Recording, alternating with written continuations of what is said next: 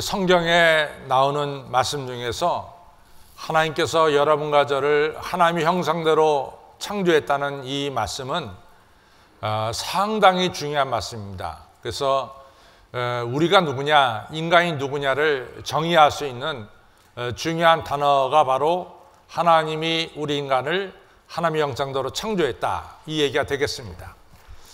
우리가 하나님의 형상대로 창조되었다는 말은 여러 가지 이야기가 있지만 간단하게 정리하면은 하나님께서 우리를 통해서 하나님이 주신 창조 세계를 다스리게 하십니다.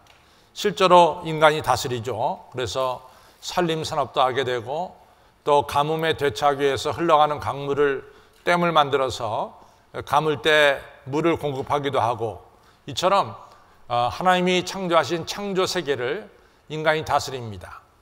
호랭이가 사람 동물원에 집어넣었다는 얘기는 들어본 적이 없어요.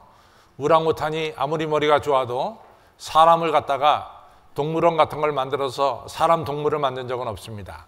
그러나 사람은 여러 가지 동물을 이같이 모아서 동물원인 것을 만들어서 어린아이들에게, 우리들에게 동물을 볼 수 있도록 합니다. 이처럼 인간은 하나님이 창조한 창조 세계를 다스리는 축복을 받았어요. 또 동시에 우리 인간은 하나님과 우리 인간 사이에 서로 소통이 있습니다. 그래서 인간이 모이는 곳에, 사람들이 모이는 곳에는 하나님께 예배드리는 신전이 꼭 있습니다. 그러나 아무리 오랑우탄이 머리가 좋아도, 침팬지가 머리가 좋아도 침팬지가 모여 사는 집산지에 신전이 있다는 말을 들어본 적이 없습니다. 이처럼 인간은 하나님과 인간 사이에 서로 소통할 수 있고 관계를 가질 수 있도록 하나님께서 여러분과 저를 하나님의 이같이 하나님의 형상으로 창조하신 거죠. 그리고 나아가서 하나님의 형상으로 창조했다는 것은 세상 어떤 것을 주고도 바꿀 수 없는 존귀한 자가 바로 인간이라고 하는 뜻입니다. 근데 우리가 아는 대로 여러분과 저가 이같이 하나님의 형상대로 창조되었지만도 인간이 저지른 죄로 말미암아 죄의 저주가 우리에게 내려졌어요. 그 중에 하나가 하나님과의 관계 단절이고, 또 하나는 에덴 동산에서 쫓겨나는 것이고, 또 세 번째로는 죽음이라는 게 죄의 싹슨 사망이다라고 말씀한 대로 죽음이라는 게 우리에게 찾아왔습니다. 하나님께서는 여러분과 저를 이런 상태에 놔둘 수는 없죠. 그래서 예수 그리스도를 보내셔서 우리의 죄를 해결해 주셨습니다. 그리고 요한계시록 21장에 보면은 이처럼 죄로 말미암아 이같이 파괴된 모든 것들을 하나님이 회복시켜 주시는 것을 볼 수 있어요. 그래서 계시록 21장에는 새하늘과 새 땅이 우리 앞에 펼쳐지고, 그리고 이 새하늘과 새 땅이 펼쳐졌다는 것은 에덴 동산이 다시 회복되었다, 이런 얘기가 되겠죠. 그 다음에 21장 4절에 보면 다시는 사망이나 곡하는 것이 없다. 죄 때문에 찾아온 사망은 더 이상 없다라고 말씀하고 있습니다. 그리고 이어서 나오는 말씀은 여러분과 저가 하나님의 영광을, 하나님의 얼굴을 이 새 예루살렘에서 얼굴과 얼굴로 보게 되는 이러한 축복을 우리에게 약속해 주고 있습니다. 그래서 우리의 미래는 새하늘과 새 땅에 들어가는 거예요. 다시는 사망이 없어요. 영광의 하나님을 얼굴과 얼굴로 뵙는 겁니다. 근데 하나님은 거기서 끝난 것이 아니라 우리가 이 땅에 살아가는 동안, 새하늘과 새 땅에 들어가기 전까지 이 땅에 살아가는 동안 여러분과 저가 행복하게 살기를 원하시는 것이 하나님의 뜻입니다.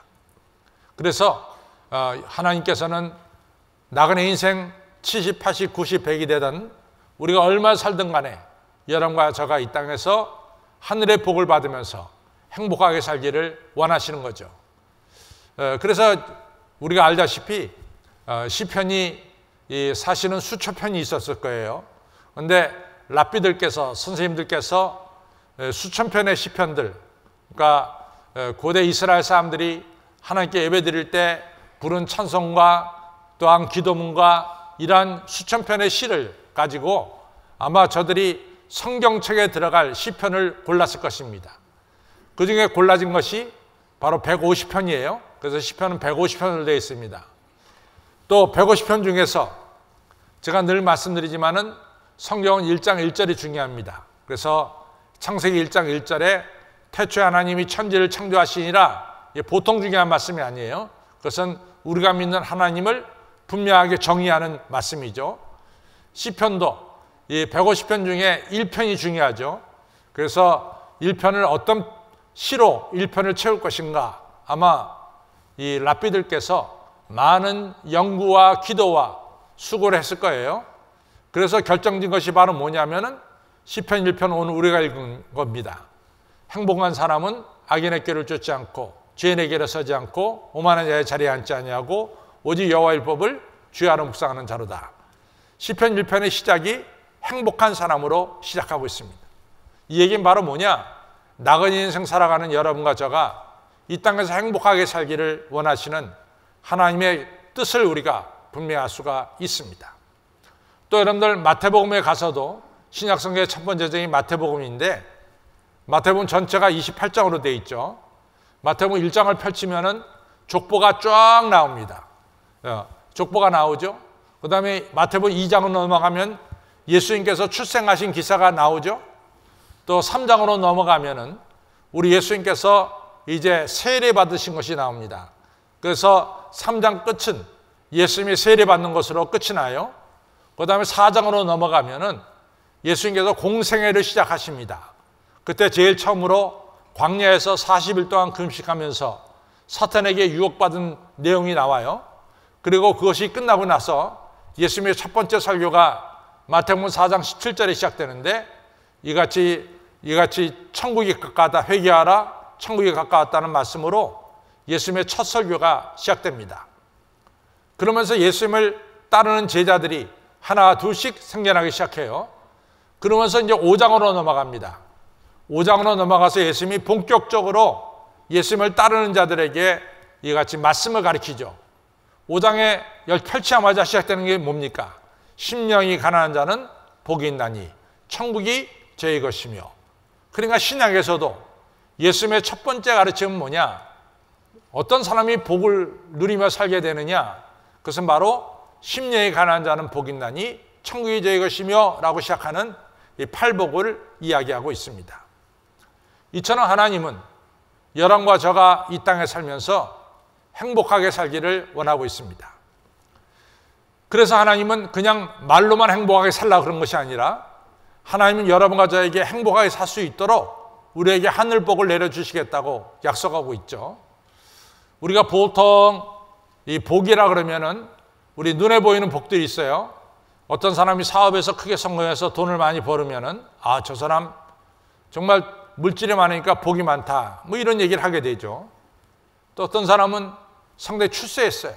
그래서 저 사람 참 복 받았네, 저렇게 높은 자리까지 올라갔네, 이러면서 우리가 축복받았다고 얘기합니다.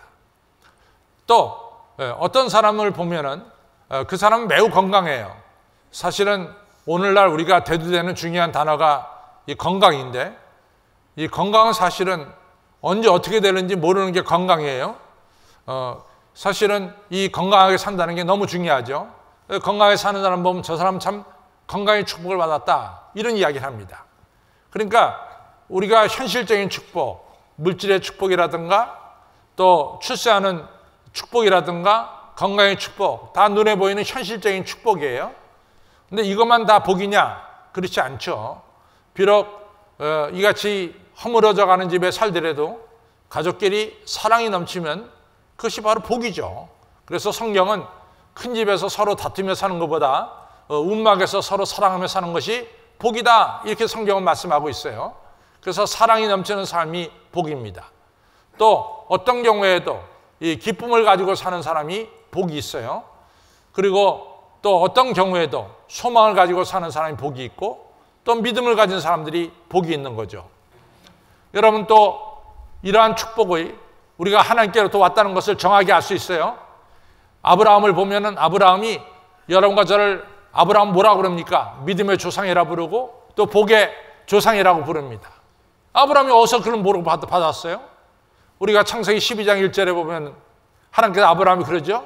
아브라함은 너 본토 친척 아비집을 떠나 내가 내게 지시할 땅으로 가라. 그리하면은 내가 너희 이같이 족속을 이같이 크게 큰 민족을 이루게 하고, 두 번째는 내 이름을 창대케 하고, 세 번째 내가 너에게 복을 주어 만민이 너를 통해서 복을 받게 하리라. 아브라함의 복은 누구부터 왔느냐? 하나님께로부터 왔어요. 그것이 아브라함이 받은 복입니다. 여러분들 창세기를 가리켜서 우리 또 다른 말로 족장들의 이야기라고 말합니다. 창세기 12장부터 50장까지는 아브라함, 이삭, 야곱, 요셉에 대한 소위 말해 믿음의 족장들에 대한 이야기가 나오고 있어요. 그러면 우리가 아브라함에 대한 이야기는 12장부터 25장까지 나오고 또 야곱에 대한 이야기는 25장서부터 창세기가 50장이 끝인데 49장까지 나옵니다. 그런데 상대적으로 믿음의 족장 중에 한 명인 이삭에 대한 이야기는 그렇게 많이 나오지 않아요. 근데 창세기 26장에 보면 이삭에 대해서 뭐라고 말하냐면 이삭이 그의 농사가 되어 100배나 결실을 얻었고 여호와 하나님께서 그에게 복을 주심으로 여호와 하나님께서 이삭에게 복을 주심으로 그가 드디어 창대케 되고 그가 드디어 거부가 되었더라 말씀하고 있습니다. 이삭도 역시 누구로부터 축복을 받느냐? 여호와 하나님께로부터 축복을 받아요. 또 여러분도 아시다시피 이 야곱에 대해서 잘 알잖아요. 야곱이 형한테 장자권 이같이 팥주왕거래 팔아먹고 아버지로부터 축복받아 도망가잖아요. 바단 아람으로. 바단 아람에 가서 외삼촌 라반의 집에 가서 20년을 거했어요. 창세기 31장 41절 42절에 보면은 이제 이 야곱이 외삼촌 라반의 집을 떠납니다. 그때 외삼촌 라반이 야곱을 붙잡았어요. 그때 야곱이 외삼촌 라반에게 한 말이 있어요. 외삼촌, 내가 외삼촌 집에서 20년 동안 살았습니다. 20년 동안 사는 동안 내가 14년은 외삼촌 라반의 두 딸 라헬과 레아를 위해서 내가 살았습니다. 나머지 6년은 내가 외삼촌의 양을 돌보면서 6년을 지냈습니다. 그래서 20년을 지냈습니다. 근데 20년 지내는 동안 외삼촌이 나한테 임금을 10번이나 변역했습니다. 첫 번째 시작할 때 10,000원 주겠다고 얘기하더니 얼마 지나서 8,000원으로, 얼마 지나서 5,000원으로, 얼마 지나서 4,000원으로, 3,000원으로, 2,000원으로 나중엔 하나도 안 줬습니다. 외삼촌이 10번이나 나에게 약속한 임금을 10번이나 변했습니다. 만약 여호와 하나님께서 나와 함께 하지 않았다면 저는 공수로 빈손으로 돌아갈 뻔했습니다. 그러나 하나님께서 나와 함께 하심으로 내가 빈손으로 20년 전에 왔지만 지금 2때나 이루게 됐습니다. 이런 고백을 창세기 31장에서 하잖아요. 야곱이 누구를 통해서 복을 받았냐? 야곱도 역시 하나님께서 복을 받은 것을 알 수 있습니다. 그래서 모든 복, 여러분과 저가 누리고 있는 물질의 축복, 건강의 축복, 또 출산 축복, 또 자녀의 축복, 또 눈에 보이지 않는 이같이 믿음을 가지고 하나님을 섬기는 믿음의 축복, 또 여러분과 저의 마음속에 사랑의 축복, 기쁨의 축복, 소망의 축복 다 하나님께로부터 왔음을 기억하시길 바랍니다. 그런데 이 아브라함과 이삭과 야곱이 이 축복을 받는 것을 보면 분명히 이유가 있어요. 아브라함은 하나님 말씀에 순종했어요. 너 본토 친척 아비 집을 떠나라. 떠났어요. 순종하는 믿음이 아브라함에 있었습니다. 순종했기 때문에 아브라함은 축복을 받습니다. 또 야곱이 왜 축복을 받았느냐? 우리가 창세기 25장에 알다시피 야곱은 하나님의 은혜를 사모했습니다. 은혜를 간절히 사모했어요. 야곱은 정말로 하나님께 받는 은혜와 축복을 사모했습니다. 그래서 팥주 한 그릇에 형으로부터 장자권을 산 거죠. 야곱은 하나님의 은혜와 축복을 사모한 것을 창세기 32장에서 볼 수 있어요.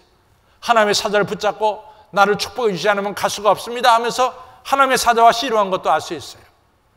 여러분 이사야 44장에 뭐라고 합니까? 내가 목이 가라앉은 자에게 물을 주며 시내가 흐르게 하겠다. 내가 그 자손들에게 축복해 주겠다. 누구에게 축복해 주느냐? 목이 가라앉은 자, 은혜를 사모하는 자, 갈망하는 자에게 하나님이 축복해 주시겠다고 약속하고 있죠.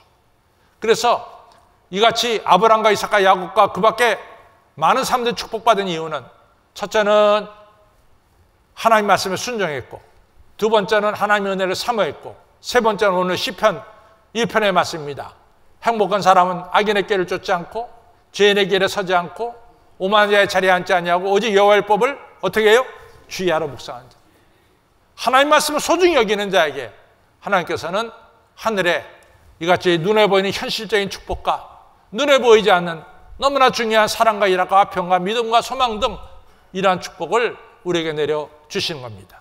아무쪼록 여러분들 순종하는 믿음과 사모하는 믿음과 말씀을 지키는 믿음을 통해서 아브라함이 받은 축복과 이삭이 받은 축복과 야곱이 받은 축복과 그 밖에 믿음의 선배들이 받은 축복을 여러분들 다 받으시기를 주님의 이름으로 축원합니다. 이것이 축복받은 사람이에요. 두 번째 축복받은 사람은 이 복을 나누어주는 사람이에요. 축복받은 사람은 복을 나누어주는 사람입니다. 여러분들 예를 들어서 아브라함이 그렇게 축복을 받고 아무에게도 나눠주지 않았다. 창세기 아브라함 안 나와요. 그럼 아브라함 왜 나오겠어요? 여러분들 이 세상에 축복 많이 받고 아무도 안 나눠준 사람 많습니다. 그런 사람들 기억도 안 나요. 기억도 안 납니다. 아브라함은 하나님께 축복을 받아서 그 복을 나눠줬기 때문에 아브라함은 복의 통로가 된 거예요. 나눠주니까 자꾸 하나님께서 그에게 복을 채워주는 거야. 왜? 그를 통해서 하나님 복이 흘러가니까. 아브라함은 이같이 복을 나누는 자가 됐기 때문에 계속해서 하나님께 축복받는 이런 복의 사람이 된 거죠. 저는 성경을 보면서요, 참 요셉 같은 인물이 우리나라에 필요하다라고 생각했어요. 요셉 같은 인물이 우리나라에 필요하다 이거죠. 왜냐? 여러분 아시다시피 요셉이 야곱의 11번째 아들이에요. 야곱이 너무 사랑했습니다. 정말 때때옷을 입혔죠. 꽃가옷을. 그 형들이 이러한 이 요셉을 갖다가 아랍의 상인한테 팔아버리잖아요. 죽이려고 그랬어요, 맨 처음에는. 근데 큰형인 루벤이 야, 우리가 동생을 죽여서 이득될 게 뭐 있냐? 죽이지 말자. 큰형이 그렇게 얘기하니까 죽이지 않고 파는 거예요. 그래갖고 이제 아시다시피 이제 이 요셉이 애굽 나라의 노예로 끌려간 거죠. 보디발 집에서 열심히 일했지만 보디발 아내가 누명을 씌워갖고 요셉을 갖다가 감옥소에 갇히게 했죠. 감옥소에 가서도 2년 넘게 고생을 많이 했어요. 그런 요셉이 꿈을 잘 꿔가지고 애굽의 총리 대신이 됐습니다. 그래서 그 애굽을 위한 주변의 나라 7년 6년 동안 모든 사람을 먹여 살리는 훌륭한 재상이 된 거죠. 근데 아닌가 다를까 이같이 가나안 땅에 살고 있었던 형들이 곡식이 떨어지니까 애굽에 곡식이 들어왔어요. 요셉은 첫 번째 보는 순간 형들임을 알아챘어요. 형들은 고개를 들 수가 없죠. 애굽 나라 총리 대신 앞에 어떻게 고개를 들어요. 그러나 요셉은 형들이 머리 숙이는 형들이 자기를 팔아버린 형이라는 걸 다 알았습니다. 다 알았습니다. 나중에 지나서 이 요셉의 형들이 이 앞에 서 있는 애굽의 총리가 자기들이 팔아버린 요셉인 것을 알았어요. 너무나 전전긍긍하죠. 저 요셉이 행여나 우리를 갖다가 다시 이같이 보복하지 않을까? 전전긍긍했어요. 전전긍긍. 팔아버리지 않을까? 전전긍긍했죠. 요셉이 유명한 얘기를 했습니다. 형들이여 걱정하지 마세요. 형들은 나를 이곳에 팔았지만 사실은 하나님이 나를 먼저 이곳에 보내셨습니다. 나를 먼저 이곳에 보내셔서 형들과 형들의 자녀들을 이같이 보살피라고 나를 먼저 보냈습니다. 형들은 내가 형들에게 보복할까 봐 걱정하지 마세요. 내가 하나님이니까 내가 보복하게. 내가 형들의 자녀들까지 돌보주겠습니다. 그가 받은 복을 자기를 팔아버린 형들에게 베푸는 이 훌륭한 역사가 일어나. 그렇기 때문에 이스라엘 역사가 오늘날 이 땅에 있는 거예요. 만약 요셉이 그날 총칼을 다 들였으니까 루벤 나와 목치고, 두 번째 레위 나와 목치고, 시므온 나와 복치고 자기 형들 다 죽였다면 오늘 이스라엘 역사가 있겠냐 말이죠. 저는 그래서 요셉이 훌륭해요. 그냥 우리나라 2조 500년 보세요. 사색 당파. 노론이 잡으면 소론 다 죽이고, 소론이 잡으면 노론 다 죽이고. 그 남는 게 뭡니까? 일제한테 뺏긴 것밖에 더 있어요. 여러분, 이같이 우리가 받은 축복과 은혜를 다른 사람에게 나눠주는 나눔의 축복이 우리들에게 있어야 될 줄로 믿습니다. 절대로 남한테 보복하지 마세요. 보복하는 거 아니에요. 여러분, 그렇습니다. 누가 축복받은 사람이냐? 하나님께 복을 받은 것을 복을 나눠줄 줄 아는 사람이 축복받은 사람이에요. 이 사람이 축복받은 사람입니다. 여러분들, 축복받은 사람, 하나님께 복을 받은 사람이 축복받은 사람이고, 하나님께 받은 복을 누구한테? 이웃들에게 나눠주는 자가 축복받은 자임을 기억하시기를 바랍니다. 그것이 축복받은 사람이에요. 마태복음 25장을 보십시오. 마지막 심판 나오잖아요. 어떻게 심판합니까? 가장 지극히 작은 자에게 한 것이 바로 나에게 한 것이다. 이것이 심판의 기준이에요. 나눔의 축복이 여러분들 있기를 바랍니다. 저 따라서요. 하나님께 축복받기를 바랍니다. 받은 축복을 이웃들에게 나누시기를 바랍니다. 아멘? 아멘? 나눠야 돼. 그게 축복이야. 세 번째로 우리가 받은 축복을 하나님께 올리는 거예요. 이게 축복입니다. 내가 받은 축복을 하나님께 올리는 거죠. 여러분, 이 영국에서 있던 일인데 초콜릿 공장에, 저도 뭐 참 브라질 살 때 느꼈지만은 유태인 그 과자 가게 앞에 가면요 침이 절절절 나와. 너무 과자가 맛있어. 우리나라 지금 잘하는데 제가 70년대에 한국 떠날 때는 한국에 그런 과자 없어. 한국엔 그냥 단팥빵, 소보로빵 그런 거밖에 없었다고. 딱 브라질 가니까 그냥 그 진열 때 그냥 딸기가 크림이 있고 절절절 입이 침이 흐르지. 네, 뭐. 방장님 안 그래요? 방장님 나하고 또 취향이 좀 비슷한 게 있거든. 그냥 그래도 침이 흐르네.